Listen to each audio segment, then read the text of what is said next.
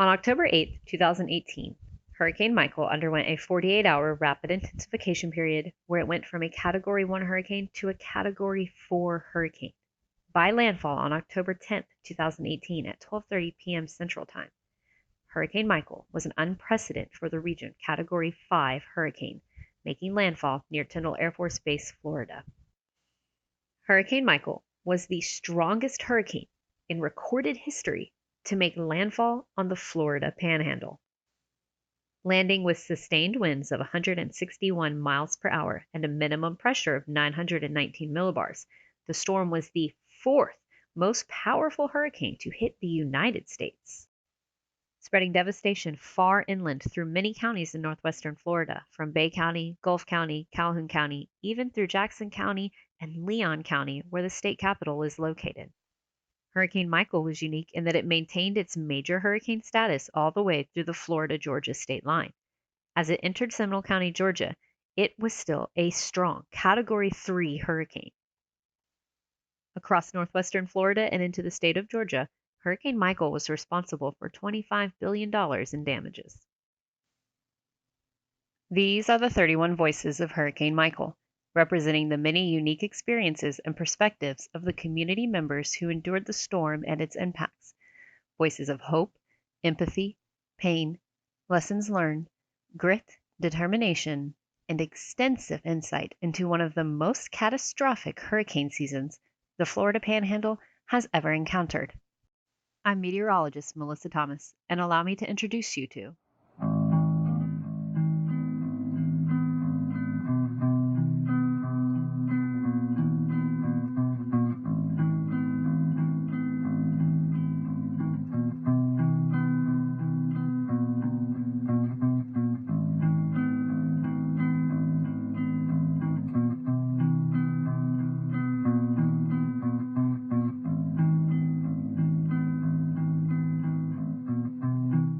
Good morning. I'm meteorologist Melissa Thomas, here working with Miss Joan Canal, or otherwise known as Gigi, from historic downtown St. Andrews. And we're working on the Hurricane Michael's Voice Project. She is one of our voices who's here today to share her experience before, through, and after the storm, and all the nuance that is not quantifiable, that can't be put in numbers or on a case story. She is here to bring us more. Hopefully. Hopefully. I think she has a lot to share, and I'm really, really excited to talk with her today.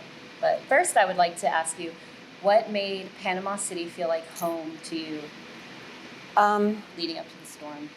I'm from Central Florida, and I came to visit a girlfriend that lives in Panama City Beach about 23 years ago. 23 years. And she took me to a little place called Hunt's Oyster Bar. Hunt's? Down on Beck Avenue. And I said, I'm going to have a shop down here one day, because I just fell in love with St. Andrews. It's such a charming little fishing village, and it has just so much natural beauty with being right on the water. And the community was very artful.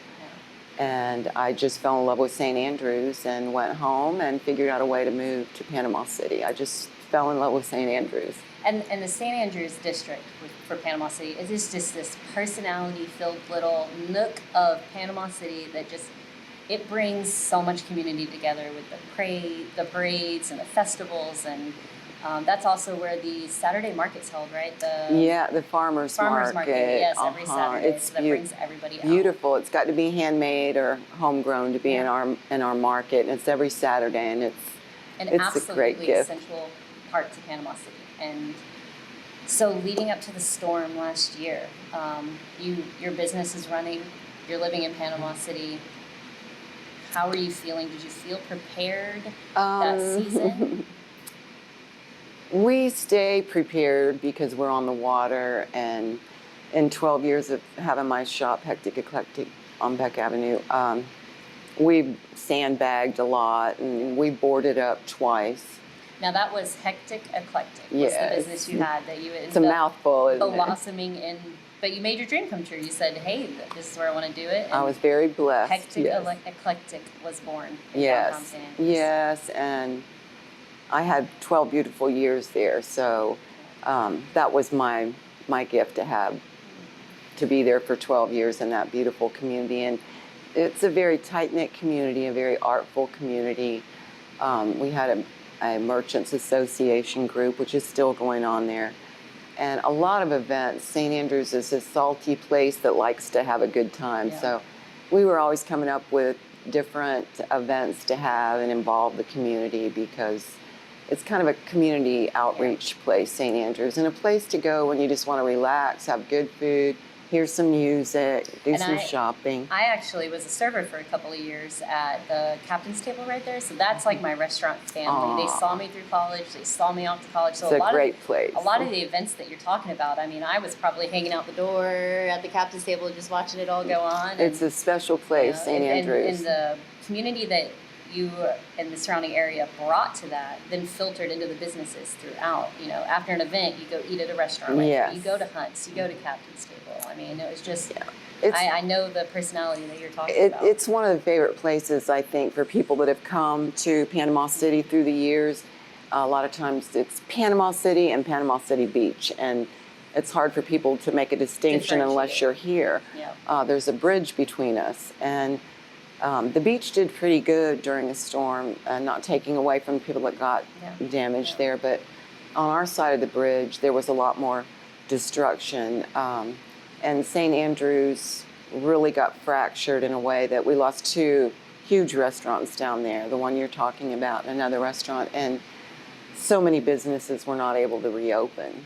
So it's a loss for the community, but I see hope, and I see the people that stayed are trying to make a difference in the community and trying to hang on and trying to believe that it's going to get better. Yeah. Now your business faring through the storm. I just had too much damage. Vintage things, it takes a long time to acquire vintage. So I was not able to reopen after the storm. I am so sorry to hear that. I'm sad to leave, but I had 12 beautiful years there, so I'm very grateful for that. I got to meet a lot of beautiful people in 12 years' time. I got to give a lot of love and receive a lot of love down there. So I'm very grateful for the 12 years I had. And what you witnessed post-storm, like immediately out the gate, from a little bit of conversation pre-interview, I mean, it was... The first time I came down to St. Andrews after the storm, we climbed out of our bunker when the winds started to subside, and the only thing I can tell you is opening the door was kind of like trying to climb a tree sideways, because there were so many trees broken that to get out we had to just climb. And we got out. I was about 3 blocks from my shop for the storm, and we might have been the 3rd person down there. And there was a lot of destruction for landmarks that had been there always. The Arts and Cultural Center next door to me lost its roof, which was full of local artwork. My initial feeling was just heartache, that to see something that was such a vital, growing, thriving community to be broken up. At that point, I think finding out that the people you loved were still alive was probably the driving force with our community, that everybody tried to get to the ones they loved because we had no communication. So that was very difficult. And then first responders started showing up. At that point it was helicopters and ambulances, helicopters and sirens. And the National Guard as well. They were beautiful. They came in, first responders, is everybody okay? You know, they were checking the buildings, some things you don't think about until you're the one whose building is broken, and you're the one who's concerned if your neighbor is still inside there. And, you know, I have a new love and respect for those that have the courage to go and be that hand for that person who is damaged, broken, buried. Yeah, and it wasn't just first responders. It sounds like almost right out the gate you were setting up a spot. It just sort of worked out that way. My best friend in Orlando gave me a scripture that I took into my bunker, and it was Psalm 57:1, and it's a great scripture. It says, O Lord, have mercy on me. O Lord, have mercy on me. I will be protected under the shadow of your wings until the disaster has passed. And I spray painted that on my one boarded up window, and I spray painted water drop on the other boarded up window because nothing was open. No streets, you couldn't get down any streets. And I had a heart for my community at that point and realized I'm more fortunate than a lot of the people that were in these communities around St. Andrews. There are a lot of people who don't have large incomes but live in paradise and are just glad that they can. So the community just started showing up. Really congregated to your symbols that you had, the spray painting on the wall. And there was a lot of curiosity about the scripture, which gave me an opportunity to share something that really helped me. Yeah. Yes. And then the water drop, we used the can of spray paint, and it was just amazing that the community showed up, and the things that they dropped off on my corner were just amazing. And everybody was around the shop that lived anywhere near Beck Avenue was coming to me saying, we don't have diapers, we don't have batteries. And I was more in a position to be a little bit more mobile. Yeah. So I was able, with the help of a really wonderful nurse, she had a vehicle that could go up in the curbs and get around, and we were able to go to the only radio station that was actually broadcasting and let them know we needed baby supplies, because moms were coming to me and saying, we have no diapers, we have no formula. I think the Junior League got involved also, and I was really privileged that in the midst of all the brokenness, I got to see the beauty of our community come together and see how much people care. It made me want to be more like them. It's some of the things that now we're a couple months from approaching our 1-year anniversary, and it's kind of a common thread we can see through people, that maybe the blessings that we can see have come through the destruction, the good that has come to each individual through surviving this disaster in our life. And when you get right down to it, we are our brother's keeper. And until you're faced with that, until you're on the receiving end of that, I don't think you can be as sensitive.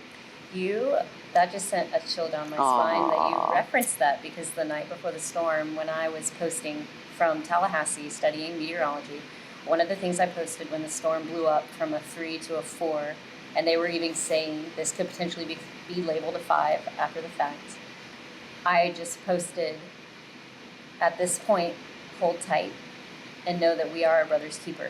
I said that, I did, and I was like, the next day we're going to need each other. That's beautiful, and it's true. I think that there was an equalizer with the storm. I walked to church that Sunday after the storm, and the Baptist church in downtown Panama City, the pastor got up on the back of a truck, and it was in the parking lot. And people were gathered around, standing in the parking lot, sitting on the parking stoops, which I wouldn't recommend, by the way. But he said some really important prophetic things that I will never forget. He said, we're to be of one accord as Christ followers, and we are not. We're worried about the football game, and we're worried about this. Your deadline, your essay. Right. And that bill. He said, we've had an equalizer where we are all the same, not a rich man, a poor man, a young man and an old man, not a black man and a white man, we're the same. Isn't that so profound? It's so profound, and it was so true, and that's the blessing that I've been able to see through all the heartache of surviving the storm, because it is very hard to watch people that you love have to leave a home that they love. It's very hard to watch people holding on to a broken home that's filling up with mold, and it's been really a painful. Now, actually, on that note, I want to pivot on something we were talking about earlier, pre-interview, is that there are some things in a storm's aftermath that are not quantifiable in terms of counting the damage, logging the damage, recording the damage, and one of those things we touched upon is the personality of a place, and that's something you're getting to witness with historic St. Andrews. Yeah, it's really like a shifting sand, and One day it feels like this, the next day it feels like that. One day a broken building standing, the next day it's a vacant lot. And I think all of the visual things that we are bombarded with, those that have stayed after the storm, I think it's had an effect on everyone, where we've had to battle mental fatigue, mental discouragement. Sleeping issues. Oh, sleeping, I think, is another common thread. I woke up at 4 o'clock in the morning every morning after the storm. I don't know what happened. I found on social media when I woke up at 4 in the morning one morning that there were a lot of people up at 4 in the morning. And it was the fight or flight that you can't turn off. You wake up with that, and the chemicals are released in your body and you can't sleep. And I was getting really, really sick. So I had to go get some medicine for a while to help me just sleep so that my body could calm. So I wouldn't get sicker, because I couldn't help me. I couldn't help anybody else if I was sick.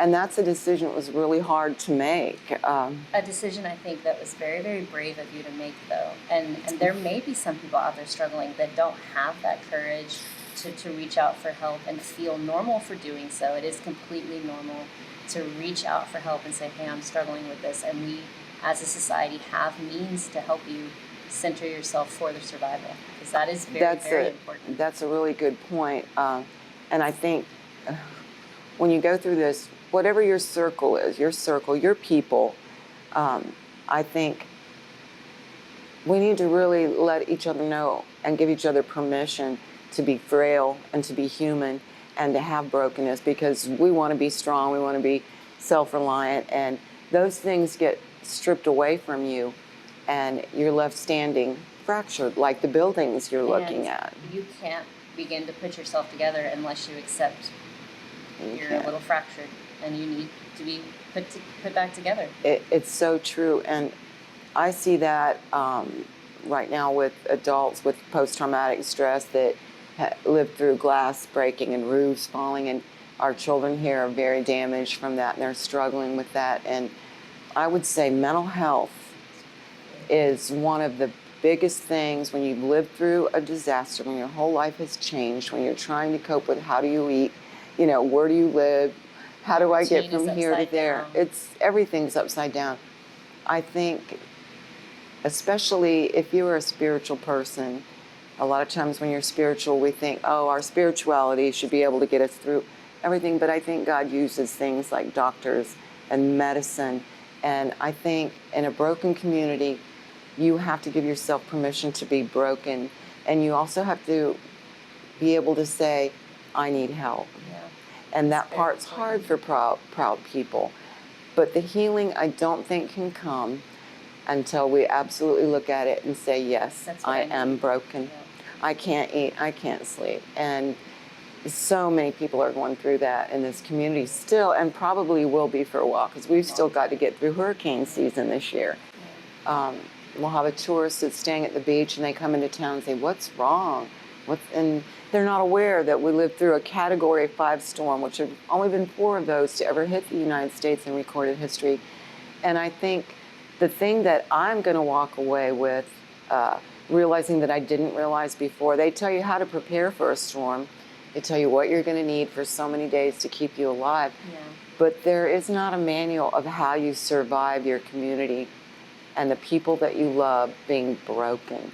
And like we were talking about, you wonder, when have I been insensitive when someone's been going through that? But I think small gestures of kindness right now at this point is so important, because this is the point where people are having to dig through their worldly goods and say goodbye to them. They're having to realize that the home that they thought would be all right is not going to be all right.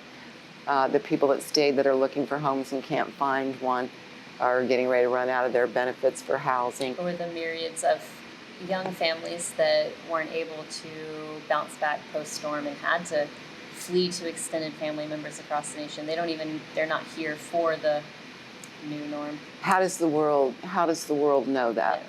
Unless we say to the world, we're still broken and we're still hurting and we still need help from the outside community at this point. And I'm glad that you're going to be shedding some light on that, because we have a long hurricane season every year. Storms seem to be getting worse. I think that if we, living through this and finding a way to persevere through this, and we keep going, if we can find a way to help others prepare for the fact that it's after the storm, when everyone's gone, when the emergency people aren't here, when the food trucks aren't when the here. adrenaline dies down and you're left with the fallout emotionally. It's very alienating. You feel like we're struggling, the world's doing great, or they've moved on to the next disaster. I'm hoping I will never be like that. I'm hoping that I'll be a person that will be more aware of that, because it feels like so many people outside our community have no clue that this beautiful, beautiful part of God's panhandle is suffering so much. And the smallest kindnesses, I've had a saying hanging in my home, a needlepoint for a long time. It says, by Mother Teresa, it says, we do no great things, only small things done with great love. And it's the little things for me. It's just the little pieces of kindness that let you know someone else is aware of your suffering, that help you keep going until you get to the next point where you're strong enough that you can do that for somebody behind you. Because I think everybody is so grateful, and they think of those that are less fortunate. Our homeless population here is horrible right now, and feels like it's not getting addressed at all. People living in homes with mold, children having respiratory, blah, blah, blah. It's endless, the things that are still broken when we're coming up on our 1-year anniversary. So I think I would tell people, if you were getting ready to face a monster, which is what it was, of the scale, yes, I wouldn't stay unless you had great faith and a solid place to stay. I would leave. And then on a disaster of this scale, just recognizing that it is a long process of starting to feel like you're getting through it, and even close to a year after it, some don't even feel like they're getting through it just quite yet. It's still things you're learning. But I think that the silver lining of being able to turn around and help the person behind us going through something similar is why we are doing these interviews, why we're doing this project, why the voice of Michael, which is what everybody here speaking is Hurricane Michael's voice. Your voices matter so much, and I think it will help so many future people going through anything similar to this. I really hope so, because I think, and I can speak only for me, but for me, this part right now is the worst part.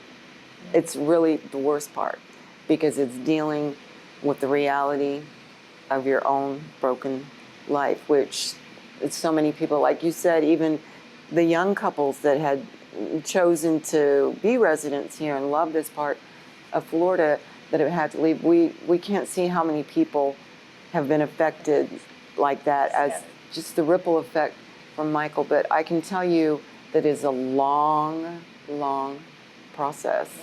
We're not at the end of it yet. It's probably, going to take a lot longer than anybody had thought that it would. But I think that mustard seed of faith, that little tiny mustard seed, I think is so important, that you've got to hold on to that, to believe that you can get through it, to believe that it's going to get better, to believe that tomorrow might be just a little bit better than today.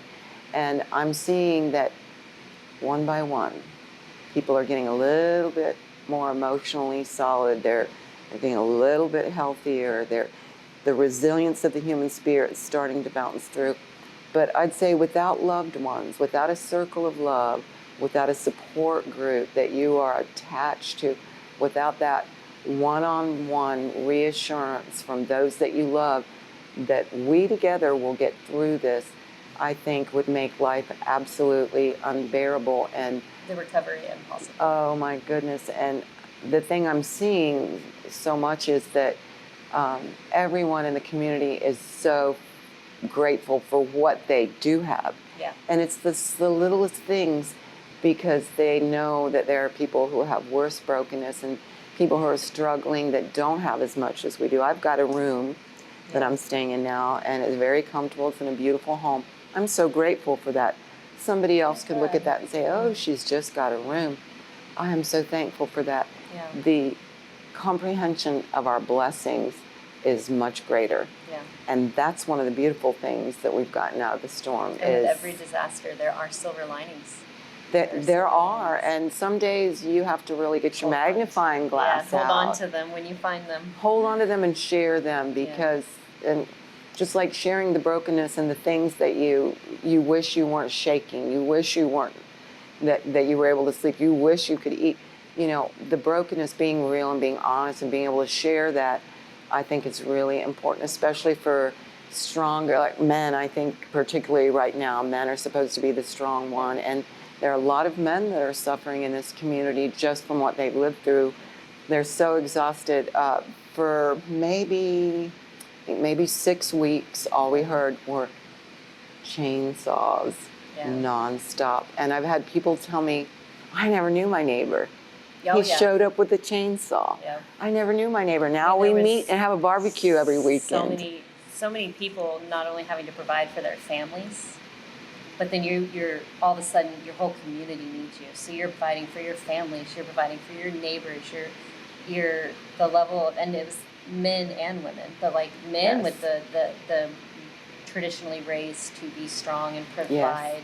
You know that the circumstances that this storm brought just evaporated so much strength over time. That I'm glad you brought that up. I think it's very important that even the providers of this community know that sometimes they need to feel it, feel like they can be provided for, to ask for help, to receive help, and to feel the weight of it all on their shoulder, and set it aside for a moment and just realize they're going through it too. It's important to acknowledge that you lived through something that many people will never live through, similar to a war zone.